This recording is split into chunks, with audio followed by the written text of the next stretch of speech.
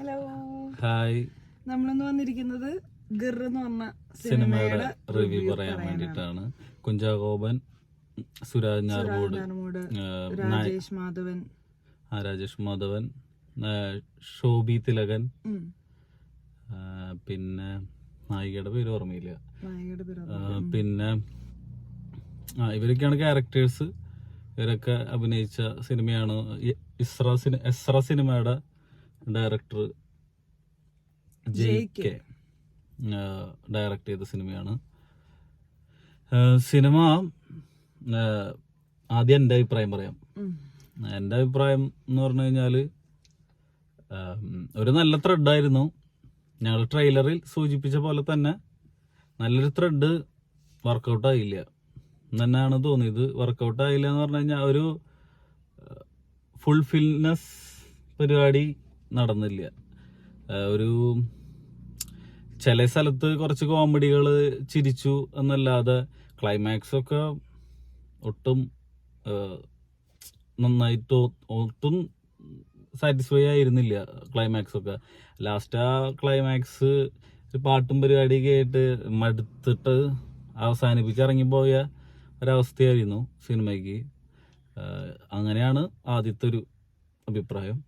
എൻ്റെ അഭിപ്രായം ട്രെയിലറിൽ നമ്മൾ സൂചിപ്പിച്ച പോലെ ആദ്യത്തെ ഒരു ചിരി കിട്ടി കഴിഞ്ഞ് കഴിഞ്ഞാൽ പിന്നെ അങ്ങോട്ട് ചിരി വർക്കൗട്ടായി, ആ കോമഡി വർക്കൗട്ടായി എന്ന് നമുക്ക് പറയായിരുന്നു. പക്ഷെ ആദ്യം തന്നെ നമുക്ക് ഒരു കോമഡി വർക്കൗട്ടായില്ല. പിന്നെ അവർ ഉദ്ദേശിച്ചത് ആ സിംഹത്തിന്റെ കൂട്ടിലകപ്പെട്ട ഒരാളുടെ ഒരു ഫീലിങ്സ് എന്നുള്ള നിലയിൽ നമ്മൾക്ക് ആ ഒരു ഫീലിങ്സ് കിട്ടും എന്ന് നമ്മൾ വിചാരിച്ചു. പക്ഷെ അത് കിട്ടിയില്ല. അല്ല, അത് തന്നെയാണ് അതിന്റെ ഏറ്റവും വലിയ കാർട്ടൂൺ പോലെ. അല്ല, അതാണ് ഏറ്റവും വലിയ പ്രശ്നമായിട്ട് തോന്നിയത്.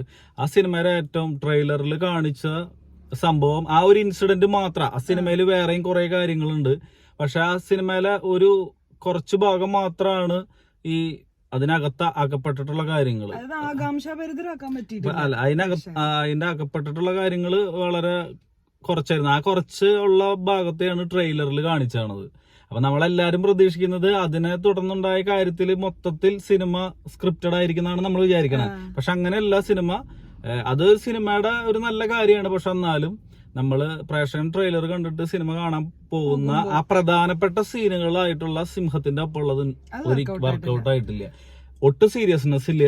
അതിന്റെ അകത്ത് എന്തോ കോമഡി കാണിക്കുന്ന പോലെയോ അല്ലെങ്കിൽ ഒന്ന് എണീറ്റ് ഓടി രക്ഷപ്പെട്ടു കൂടെടാ മണ്ട എന്ന് ചോദിക്കാൻ പറ്റാവുന്ന തരത്തില് ഉള്ള സംഭവമാണ്. അതിന്റെ ഇടയില് ഒരു ചെറിയ ഒരു ട്വിസ്റ്റ് വന്നപ്പോ, സുരാജ് ഞാർമൂടിന്റെ ഒരു ചെറിയ ട്വിസ്റ്റ് വന്നപ്പോ, ആ പെർഫോമൻസ് വന്നപ്പോ അത് ചെറിയ തമാശ കിട്ടി.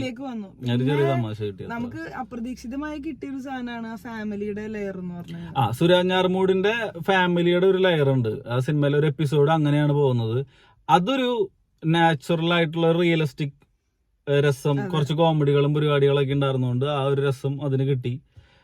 വേറെ ഒന്നും സത്യം പറഞ്ഞ ശ്രുതി രാമചന്ദ്രൻ നല്ല രസമായിട്ട് അഭിനയിച്ചിട്ടുണ്ട്. ശരിക്കും ആ ഒരു ക്യാരക്ടർ നന്നായിട്ട് അവരുടെ ക്യാരക്ടർ ആളുടെ ഈ നമ്മുടെ രതീഷ് ബാലകൃഷ്ണ പൊതുവാള ഈ എന്നാത്താൻ കേസുകൂടെ ഡയറക്ടറുടെ എന്താ അടുപ്പാന്ന് തോന്നുന്നു. ആ പടത്തില് ആള് ഭയങ്കര രസം. ഒരു തൃശ്ശൂർ ഭാഷ നല്ല രസത്തിൽ കൈകാര്യം ചെയ്യുന്ന ആളാണ്. അപ്രതീക്ഷിതമായിട്ട് കിട്ടിയൊരു സാധനം സിനിമയില് അല്ലെ.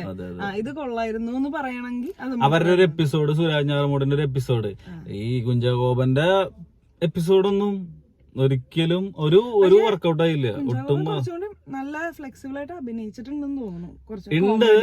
അല്ല, അത് ചെയ്തിട്ടുണ്ടെങ്കിലും നമുക്ക് സൂന്റെ അകത്ത് അല്ലെങ്കിൽ അതിന്റെ അകത്തുള്ള സംഭവങ്ങളൊന്നും സ്ക്രിപ്റ്റിന്റെ വീക്കാണ്. വളിപ്പ് കുറെ കോമഡികളുണ്ട്. നമ്മള് ചില സമയത്ത് വളരെ ബോറടിച്ച് നിൽക്കുന്ന സമയത്ത് ചില 1-2 കോമഡികൾ വരുമ്പോ ചിരിച്ച് നമ്മൾ അപ്പുറത്ത് അത് മറന്ന് പിന്നെ അടുത്തേക്ക് കടന്നു പോകുന്നുണ്ടെങ്കിലും ഭയങ്കര ഇഴച്ചിൽ ഫീൽ എന്ന് പറഞ്ഞു കഴിഞ്ഞാൽ നമ്മൾ സ്ക്രിപ്റ്റ് ടൈറ്റ് ആയിരുന്നില്ല എന്നുള്ളതിന്റെ ഒരു പ്രശ്നം തോന്നി. ഒരു ത്രെഡ് കിട്ടി, അത് വെച്ചിട്ട് ഒരു സിനിമ തട്ടിക്കൂട്ടിയ ഒരു ഫീലാണ് മൊത്തത്തിൽ തോന്നിയത്. ഇപ്പൊ കുഞ്ചാകോബനൊന്നും ഇല്ല എന്നുണ്ടെങ്കിലും ആ സിനിമ ചിലപ്പോൾ ഒന്നും കൂടി നല്ല രീതിയിൽ വേണമെങ്കിൽ വർക്കൗട്ട് ചെയ്യാമായിരുന്നു എന്ന് എനിക്ക് തോന്നി. കുഞ്ചാകോബൻ ആ വിഗൊക്കെ വെച്ച് വേറൊരാളെ ലുക്കൊക്കെ പിടിച്ച് വന്നതിന് വേറൊരു യുവനടനായിരുന്നെങ്കിൽ അല്ലെങ്കിൽ ഒരു യുവാവായിരുന്നെങ്കിൽ എന്ന് ഞാൻ ചിന്തിച്ചിരുന്നു. ഒരു 10-25 വയസ്സായിട്ടുള്ളൊരു യുവാവ്, നമ്മുടെ കുറെ നടന്മാരുണ്ടല്ലോ, അതിലേതെങ്കിലും ഒരു പയ്യനാണ് അങ്ങനെ കയറിയിരുന്നെങ്കിൽ കുറച്ചും കൂടിയും കോമഡി വർക്കൗട്ട് ആയതിനെന്ന് തോന്നി.